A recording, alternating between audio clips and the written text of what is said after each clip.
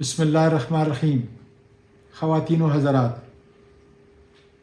سب سے پہلے میں آج صدر پاکستان ڈاکٹر الوی کو مبارکباد پیش کرتا ہوں کہ انہوں نے ریاست کو بچایا اور وہ 2 جنگل کے قانون جن کے اندر امینڈمنٹ ہو رہی تھی اس کو مسترد کیا۔ یہ آج پاکستان کی ریاست کی بہت بڑی کامیابی ہے کہ انہوں نے انسانی حقوق کی علمبرداری کے لیے اور ملک پاکستان کی جمہوریت کو بچانے کے لیے ملٹری ایکٹ اور جو سیکرٹ ایکٹ تھا اس کے اندر امینڈمنٹ کو مسترد کر دیا۔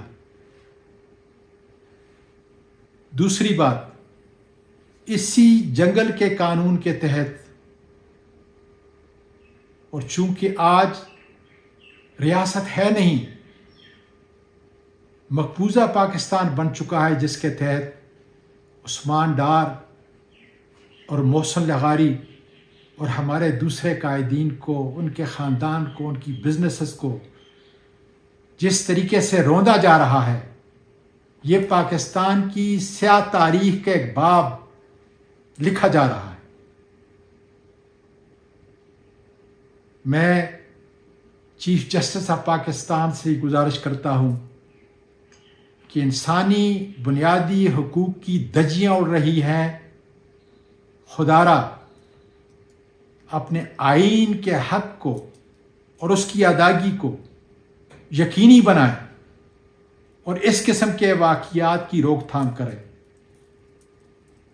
مجھے بلکہ پاکستان کے بچے کو عثمان ڈار، محسن لغاری اور اس کے خاندان سے ہر طرح کی ہمدردی اور ہم سلام پیش کرتے ہیں، اور میں ان اسیروں کو، قائدین کو اور ورکر کو بھی سلام پیش کرتا ہوں جو عمران خان کے ساتھ اس وقت جیلوں کی سلاخوں کے اندر ہیں۔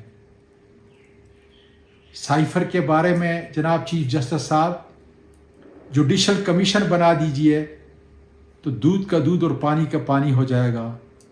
اور اس کے علاوہ میں اپنی تمام وکلاء کی ٹیم اور ILF کو خراج تحسین پیش کرتا ہوں کہ مشکل حالات کے اندر وہ ہمارے انصاف کی جنگ لڑ رہے ہیں۔